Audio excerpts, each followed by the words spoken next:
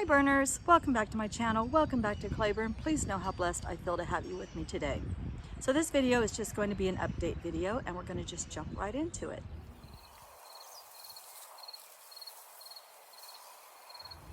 So most of you who have watched my channel realize that my husband has a kidney disease, and that was the whole reason for us getting this little bedroom addition so that he would have a nice place to recover post-surgery. The candidate for his donor kidney, they have to go through extensive testing before they can proceed on to a surgery date. And during that course of that testing, this person, the donor candidate, found out that their kidneys aren't functioning at 100%. And so lucky for them, they caught this thing early and they can get their thing taken care of. And we're happy for them for that. However, this puts us back at square one. My husband's going back on the donor waiting list, and we have possible dialysis in our near future. So that being said, I want to move on to other things now, because if I dwell on that too long, I'll just get all weepy. So the bedroom, is the bedroom finished? It's so close to being finished, y'all. It's like that close. He'll be back in a few days and we're just gonna knock it out then. Everything's purchased. All the materials to finish the bedroom are all purchased. Most of the all of the insulation is done. Most of the sheetrock is done.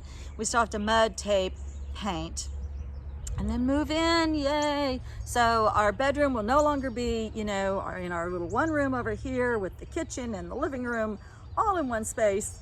Now the bed and bedroom part will be over here. The 10 for the roof piece, the 10 piece for the roof has been ordered and it's there, just waiting for me to go pick it up. And then there will be 2 trim pieces, the one on the front, the one on the back. And then we can cut the doorway and make the doorway between the 2 buildings. So I'll be moving into this bedroom within the next 2 weeks. So I'm excited about that. Now I'm gonna take you around Clayburn and show you some other things. So it is mid-March and today's the first day that I got to see the turtles are back. You all remember I filmed the mama turtle who buried her eggs over in Turtle Lane, and they hatched. The baby, I didn't get to see it, but the babies, you know, the nest is empty and the babies are down here somewhere. That's probably their aunts and uncles over there, I don't know. And you also remember when I stocked this pond with fish, that did not work out because we didn't realize how shallow this pond is. It is a stock pond and they usually, I guess, go between 4 and on a really good year it could go up to 8 feet. But 2 droughts in a row shrunk the water level down so low that no fish really could have survived it. There may be a few pockets of baby fish, certainly some minnows in here, but for the most part, the fish that we stocked the pond with, it did not work out and it was a learning experience for us. However, we still enjoy this pond very, very much with our kayaks, and we like to get out there on kayaks and play, just play around out there. Okay, so now we're at Black Rock. We're at my campsite that I call Black Rock. And I think the last time I was down here, I was talking to you all about how I'm setting up an outdoor kitchen, and we were going to host Workaway. For those of you who don't know, Workaway is like an international program where you can either be a host or you can be a volunteer for Workaway. And it's basically, it sets you up where you can travel around the world and you're given a place to stay and food to eat. And sometimes you're paid, sometimes you're not. It just depends on what you're there for. Sometimes you're just there just to experience the culture in that area.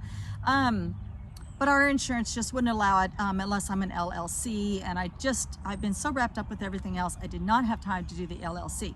Also, our insurance, we've been warned that our trees are just too massive for volunteers to come and trailblaze. They need to be taken out professionally. And so, while hosting Workaway is not completely off the table, it is gonna have to be a part of phase 2. So now I'm gonna talk to you about phase 1. So some of you may remember Rudy. We still have Rudy, Fernando, and the lovers here in the forest. But, hope I won't be judged for this, but I did call a logging company because I'm just too overwhelmed and can't trailblaze this place by myself.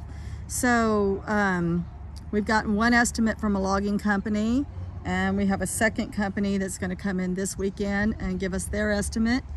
But I can tell you what the first company said, like, I'm not going to get rich on my trees, but it's going to be enough to pay off a couple more debts. And the trees are just not healthy. Like, the saplings are fighting for space and nutrients and sun, and the larger trees are having to compete with all the saplings. And the thing is that when you have a forest that's overcrowded, what happens is that your big trees fall, they die and they fall, and then they create an enriched environment for saplings to pop up. And so the problem just keeps exacerbating itself until you have a completely choked out forest. So that's why, like, fires and things happen. It happens, and it keeps a forest healthy. So what we decided to do was go ahead and just hire a logging company. They're going to remove, logging companies in my area are interested in oak and walnut, and so they're going to remove 30% of my trees. Not in this, don't worry, Rudy. You're not going anywhere, Rudy, I promise. Rudy and Fernando are safe. They're not going to work on this side at all. It's just too tangled and gnarly for them. But there is going to be a road, a logging road, that will go from one end of my property to the other. And so what they leave behind will open up sun and space. And so that moves me on into another part of my future that I'm super excited about. So I'm going to go over here and talk to you about that. So here we are, about halfway up Painted Hill in the area that I call the Rainbow Garden. I'm very thrilled that mostly everything I put in last year has come up this year, even despite the drought. So that's fantastic news. So I'm the kind of person that believes when life puts boulders in front of you, you have to be like water, go around the boulders and keep on going right on down the stream where you're supposed to be. And so my thoughts are that when the logging company has removed 30% of the trees of my forest, it's going to open up sun and space. It's not going to be beautiful at first, but that's okay. This place was nothing when we first got it, and we carved out our living space, so it's not impossible.